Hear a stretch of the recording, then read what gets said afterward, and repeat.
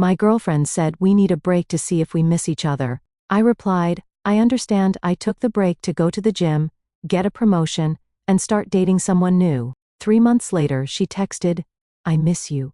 I replied, sorry, who is this? My girlfriend of 4 years, Amelia, broke up with me 3 months ago. She didn't have the courage to call it a breakup, of course. She called it a break. It was a classic, cowardly maneuver, designed to keep me on the hook as her emotional safety net, while she explored other options. We were sitting in my apartment, the one we'd shared for the last 2 years. She had been distant for weeks and I knew something was coming. She finally sat me down, her expression a careful mix of sorrow and resolve. Mark, she began, I feel like we're stuck in a routine. I love you, but I've lost perspective. I think we need to take a break, just some time apart to see if we really miss each other. No contact. Let's just give it a few months and see how we feel. I listened patiently. I heard the words she was saying, but I also understood the words she wasn't. A break is not a pause button. It's a soft launch for a breakup, a way for one person to leave a relationship with the option to return if their new venture fails. It's a coward's exit strategy. I didn't fight her. I didn't plead. Arguing would have been pointless. It would have made me look weak and desperate. The very things she was probably already thinking. So I just nodded, my face and mask of calm acceptance. I understand, I said. I respect your need for space. The relief on her face was immediate and obvious. She had expected to fight tears, a scene. My quiet compliance made it easy for her. Too easy. She packed a bag that night, promising to arrange for movers to get the rest of her things later.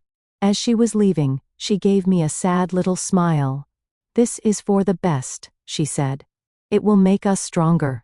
The door closed behind her, and a profound silence filled the apartment. I was hurt. Of course I was.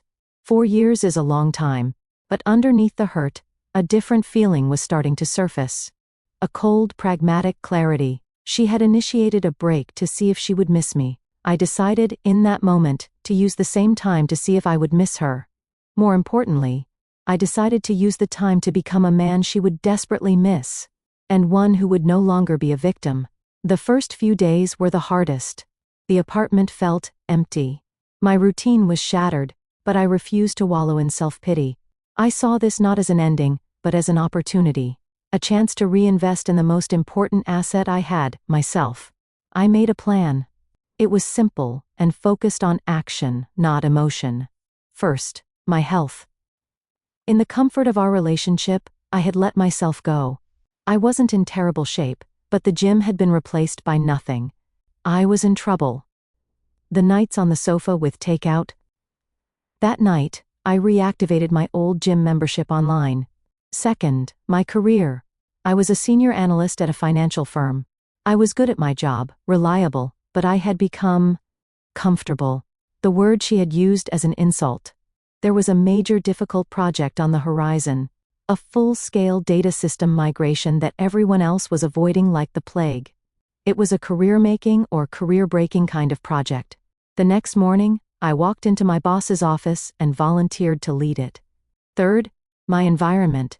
The apartment was full of her. Her books, her clothes, her art. It was a museum of a dead relationship. I spent that entire first weekend methodically packing every single thing she owned into boxes. I cleared the space to clear my head. 2 weeks into our break, I got the confirmation I knew was coming. A mutual friend posted a collection of photos from a weekend trip to a winery. And there, in the middle of a group shot, was Amelia. Her arm was around a guy named Greg, a flashy loud guy from her marketing firm. She had always sworn was just a friend. They weren't standing like friends. They were standing like a new couple on their first weekend getaway. Any lingering shred of doubt I had about the nature of our break vanished. It was an audition, and I was not the part she was auditioning for. The knowledge didn't hurt me. It freed me. It solidified my resolve. I doubled down on my plan. The gym became my therapy. The project at work became my focus. I was not waiting for Amelia to come back. I was building a new life, a better life, on the ashes of the old one. She wanted a break to see if she missed me. I was going to give her a whole new man to miss. Update 1. The second month of the break was when the transformation really began to take shape.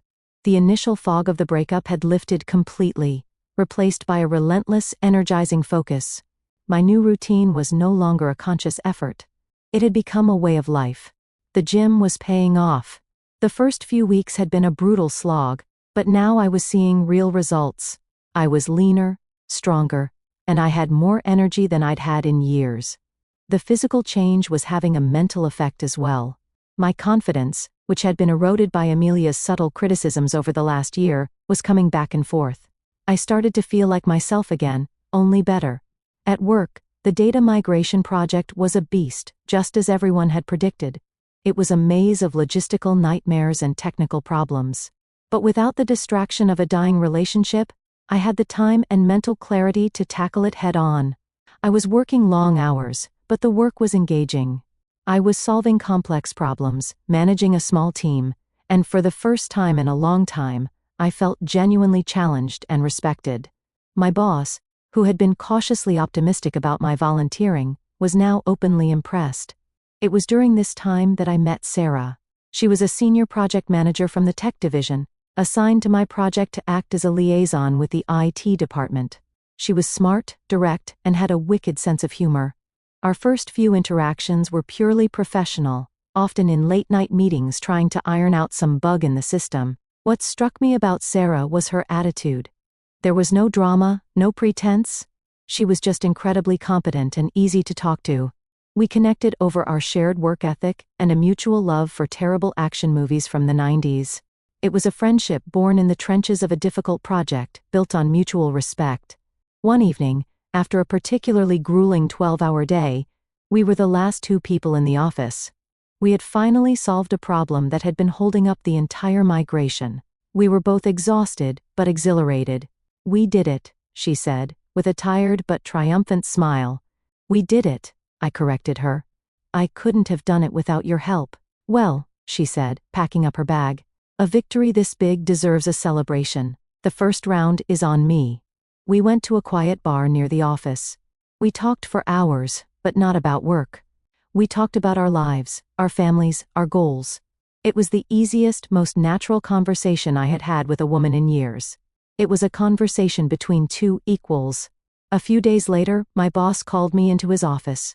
He sat me down, a serious expression on his face. "Mark," he began, "I'd been watching your work on the migration project. You took on an impossible task, and you are succeeding. You've shown leadership, initiative, and an incredible aptitude for problem-solving. We've been looking to create a new senior lead position for the entire analytics division. The job is yours, if you want it." It came with a new title, a bigger team, and a 30% pay raise. I accepted on the spot. I walked out of that office feeling like I was on top of the world. The man Amelia had left for being comfortable and broke had just become one of the youngest senior leads in the company. That night, feeling a surge of confidence, I called Sarah. I asked her out on a real date. Not a post-work drink, but a proper dinner on a Saturday night. She said yes without hesitation. Meanwhile, I heard whispers about Amelia through the grapevine. Her whirlwind romance with Greg the winery expert was apparently not going as smoothly as her Instagram post suggested. A mutual friend told me that Greg was flashy and fun, but also flaky and non-committal. Amelia, who craved security and validation, was apparently in a constant state of anxiety, trying to lock him down. Her test drive of a new life was proving to be a bumpy ride. It was a shame. Update 2. The third month of my supposed break was the month my new life solidified into a new reality. The man who had been unceremoniously put on pause by Amelia was gone, replaced by someone better, stronger, and happier. My relationship with Sarah grew from a first date into something real and meaningful. It was a relationship built on the foundation of our friendship, on shared values and mutual admiration. She respected my drive, and I respected hers. There were no games, no manipulations. We were just two adults building something together, honestly and openly. The promotion at work was a game changer. The new role was challenging, and the pay raise was significant. For the first time, I felt like I was not just doing a job, but building a real career. The comfortable life Amelia had sneered at was gone. With my life moving forward on all fronts, there was one last piece of old business to take care of. Amelia's stuff. The boxes I had packed 2 months ago were still stacked in my spare room. They were a physical reminder of a life I had left behind. I sent her a polite, simple text. "Hi, Amelia. I hope you're doing well. I still have the rest of your belongings. Please let me know where you'd like me to send them." I received no reply. I waited a week and sent another, slightly more direct text. "Amelia, I need to clear out my spare room. If I don't hear from you by the end of the week, I will be putting your things into a storage unit." Again, silence. It was clear she was either ignoring me or was too proud to admit she had nowhere to put her things. So, I followed through. I rented the smallest available storage unit, paid for the first month, and moved all of her boxes into it. I then sent the key to the unit and the rental agreement to her parents' address via registered mail, which required a signature upon delivery. I knew she couldn't claim she never got it. The cord was now officially and logistically cut. Then, last Tuesday, exactly 3 months to the day since she had walked out my door, my phone buzzed. It was a text from a number I didn't have saved in my phone anymore. The message was 3 simple words. "I miss you." I stared at the text. A year ago, those words would have sent my heart soaring. 6 months ago, they would have filled me with a confusing mix of hope and anger, but now they just felt foreign. Like a message from a stranger, I had to genuinely pause for a moment to be sure who it was from. Then, it clicked. It was Amelia. Her grand experiment must have failed. Greg must have dumped her. The safety net she had so carefully left behind was now the one she was trying to grab onto. Sarah was with me when I got the text. She saw the confused look on my face. "What's up?" she asked. I showed her the phone. "It's my ex," I said. She read the message, then looked at me, a small, knowing smile on her face. She didn't look worried or jealous. She just looked at me with trust. "So," she said, "what are you going to do?" I looked at the message again. "I miss you." The audacity of it was almost impressive. She had left me, started dating someone else the next week, ignored my messages about her own property, and now, after 3 months of silence, she thought she could just reappear with 3 little words and expect me to come running. I thought about all the progress I had made. The gym, the promotion, the incredible new woman sitting next to me. The life I had now was a direct result of her leaving. She hadn't taken a break from me. She had given me a break from her. I started to type out my reply. It was honest. It was final. And it was, I felt, the perfect conclusion to her little test. I typed, "Sorry. Who is this?" I hit send. And then I deleted the conversation and blocked the number for good. The explosion that was sure to follow was no longer my concern. Final update: I had intended for my last post to be the final word on the matter. Deleting and blocking her number felt like the end of the story. But when you detonate a bomb in someone's life, even a quiet digital one, the shockwave is bound to circle back. About 10 minutes after I sent the "Who is this?" text, my phone started ringing. It was a number I didn't recognize. I let it go to voicemail. A minute later, another call, another number, then another. She was using her friends' phones, trying to break through my wall of silence. I didn't answer. Then came the emails, a flood of them sent to my personal and even my work address. The tone of the emails shifted dramatically. The first one was confused and hurt. "It's me, Amelia." "What do you mean? Who is this? That's not funny, Mark." The next one was angry.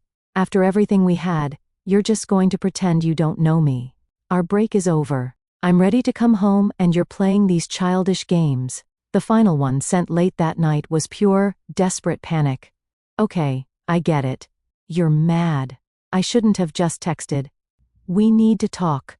Greg and I are over. It was a mistake. I miss you. I miss our life. I made a huge, huge mistake. Please just call me." I read them all, not with anger, but with a kind of detached pity. She still didn't get it. She thought my actions were a punishment for her leaving. She didn't understand that my actions had nothing to do with her anymore. They had to do with me. I decided to give her one last final closure, not for her, but for me. I called her from a blocked number the next day. She picked up on the first ring. "Mark," she said, her voice full of a desperate, misplaced hope. "Hi, Amelia," I said, my voice calm and even. I'm calling to ask you to stop contacting me. The emails, the calls, it all needs to stop. But our break is over, she said, her voice cracking. I miss you. I'm ready to come back. We can fix this. There is nothing to fix, Amelia, I said. The break was not a pause. It was an ending. You wanted to see if you would miss me. The answer for you is apparently yes. I used that same time to see if I would miss you. The answer for me is no. I've moved on. I've built a new life. With that woman, she spat, her sadness instantly turning to venom. You replaced me that fast?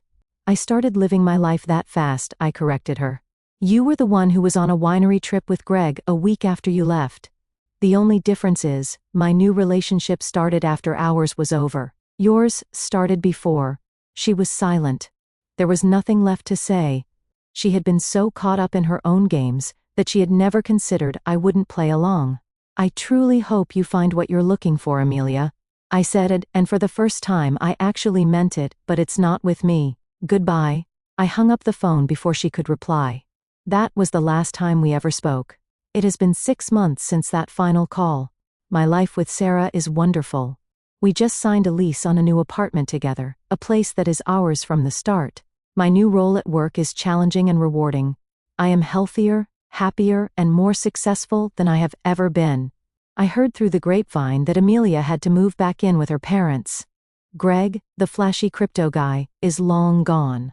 She is, according to our mutual friend, struggling to get back on her feet. Her attempt to secure a better deal ended with her losing everything.